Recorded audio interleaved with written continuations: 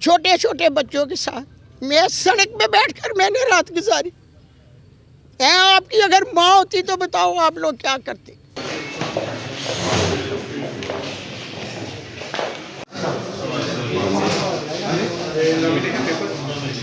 ख्वाजा साहब कह रहे हैं कि आप हमारे ऊपर झूठे इल्ज़ाम लगा रहे हैं, हथकंडे कर रहे हैं, आप क्या कहेंगी? एक तरफ वो कह रहे हैं हमारे साथ मुकाबला करना है तो मैदान में आए। कल हमने सवाल किया कि उस्मान डार के घर को तो पुलिस ने घेरा हुआ है, लेकिन ख्वाजा साहब कहते हैं मेरे तो ये इल्म में ही नहीं। अच्छा बताएं कि इस हड़बे से फ़ायदा किसको है? आप समझदार हैं, पढ़े लिखे मेरे बेटे हैं। जो हड़बे इस्तेमाल हुए किसको फ़ायदा है? ख्वाजा आसफ़ को। झूठ बोलता है, मत ऐसे करें। जो कुछ इन्होंने मेरे साथ बेटे किया है मैं मुख्तर सारा जवाब दूंगी। किसने किया है? इसने करवाया है। और कहता है मेरी बहन है।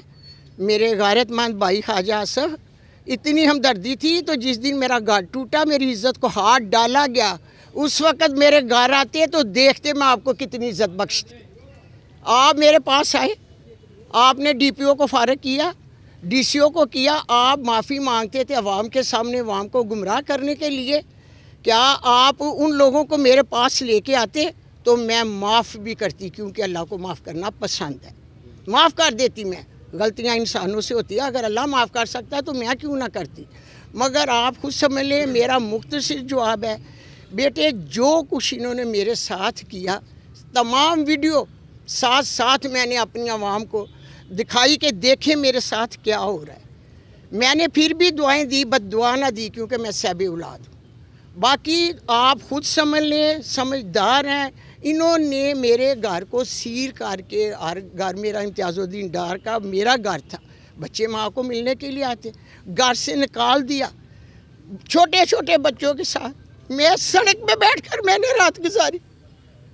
आपकी अगर माँ होती तो बताओ आप लोग क्या करते।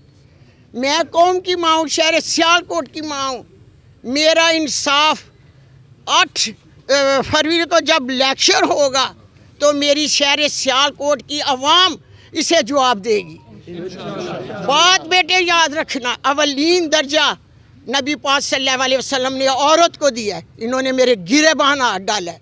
माएँ साझी है, याद रखना। वोट डालते वक्त अपनी माँ को मद्देनज़र रख कर मेरा फ़ैसला करना। मेरी आवाम मेरी फ़ैसला करेगी, उस दिन ख्वाजा आसफ़ को बताएगी, क्योंकि आगे से किसी की माँ के गिरेबान को हाथ न डाला जाए। बस मेरा इतना सा जवाब। ये बता दीजिए कि तौर पे जी हम कर रहे हैं, बिल्कुल पिटीशन एप्लीकेशन दायर की है। इलेक्शन कमीशन को हमने ईमेल भी की हुई है। कल जो हमारे साथ हुआ कि कागज़ात नामजदगी जमा कराने में जो रुकावटें थी, तो उस सिलसिले में हमने इलेक्शन कमीशन ऑफ पाकिस्तान को ईमेल की। बज़ाते ख़ुद डिस्ट्रिक्ट इलेक्शन कमीशन के पास एप्लीकेशन लेके गए, जिसकी वजह से आज आपने देखा कि हम स्मूथली कागज़ जमा कराने के काबिल हुए। इन्होंने जी NA 71 सियालकोट से और PP 46 से कागजात नामजदगी जमा करवाई।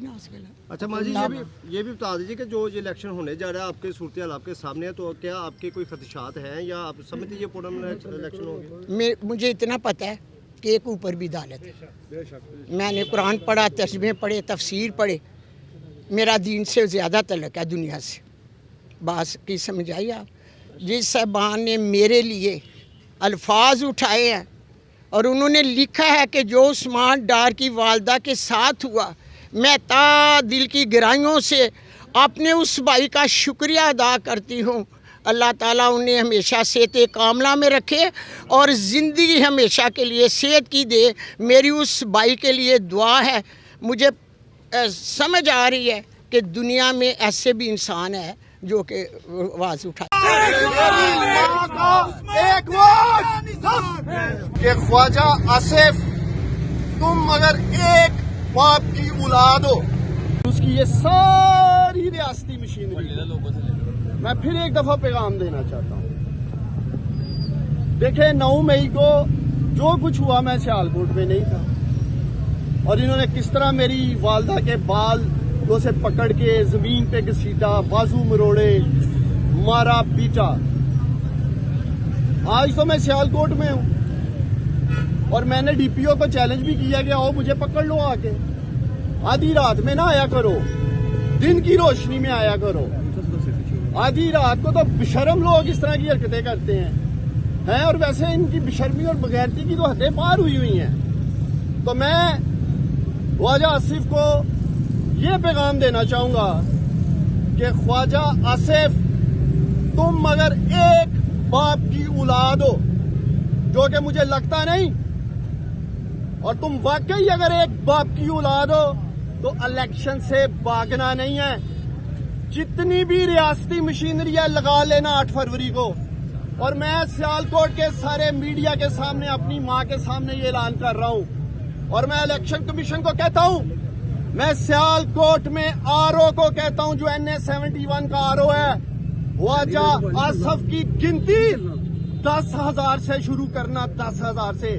اور میری ماں کی ایک سے میری ماں کا ایک ووٹ، میری ماں کا ایک ووٹ خواجہ آصف کی گنتی 10,000 سے شروع کرنا. اور اگر اس خواجہ آصف کو بچا سکتے ہو نا شکست سے، بچا لینا، لگانا زور. ایک طرف سیالکوٹ کی غیور عوام، بہادر عوام، غیرت مند عوام ہوگی، اور دوسری طرف آپ لوگ دیکھیں گے میڈیا کے لوگ کہ 8 فروری کو یہ بشرم تولا ہوگا اور جیت حق اور سچ کی انشاءاللہ تعالی ہوگی. باقی عورتوں کے کپڑے پھاڑے جاتے ہیں اور یہ وہی حسن ہے پاکستانیوں جس کو مریم نواز نے شاباش دی تھی. آپ سب جانتے ہیں یہ DPO حسن میرے اور میری فیملی کے ساتھ ذاتیات پہ اترا ہوا ہے. 2022-14 مئی کے جلسے میں بھی اس نے بلڈوز کیا تھا. یہ بٹ صاحب کھڑے ہیں یہاں ARY سے، انہوں نے کور کیا، عمر بٹ صاحب نے، ہر چینل نے کور کیا، آپ سب نے دکھایا کہ اس وقت بھی اس DPO نے بربریت اور ظلم کیا تھا اس شہر میں. اس کے بعد اسی DPO کی قیادت میں 9 مئی کو میرے گھر پہ حملہ ہوا. اس حملے کے پیچھے بھی خواجہ آصف تھا. خواجہ آصف کی ماں پہ اس DPO حسن نے 9 مئی کو میرے گھر میں حملہ کیا. کل رات بھی سیالکوٹ کی پولیس، میں سمجھتا ہوں جو بندی بنی ہوئی ہے خواجہ آصف کی، اس کے سکندر سلطان راجہ صاحب، سیالکوٹ کی عوام آپ کی طرف دیکھ رہی ہے. اس DPO حسن کے ہوتے ہوئے کوئی فیئر اینڈ فری الیکشن نہیں ہو سکتا سیالکوٹ میں. کوئی 8 فروری کو فیئر اینڈ فری الیکشن نہیں ہوگا. یہ دیکھیں گے آپ لوگ، یہ 8 فروری کو اس بزدل خواجہ آصف کو جتانے کے لیے الیکشن لوٹیں گے اس شہر کا. اور میں اپیل کرتا ہوں چیف جسٹس آف پاکستان سے کہ میری ماں بار بار چیف جسٹس قائس فائز عیسیٰ صاحب، آپ سے پہلے میری ماں عمر عطاب بندیال صاحب سے انصاف مانگتی رہی. میری ماں کو انصاف نہیں ملا اس ملک میں. آج آپ بیٹھے ہیں انصاف کے منصب پہ. میں امید کرتا ہوں کہ آپ میری ماں کو، میری گھر کی عورتوں کو انصاف دلائیں گے. آخر میں سیالکوٹ کے میڈیا کی وساطت سے میں خواجہ آصف کو ایک پیغام دینا چاہتا ہوں، اور میرا یہ پیغام خواجہ آصف تک آپ نے پہنچانا ہے. کان کھول کے سن لو خواجہ آصف، جس اور جس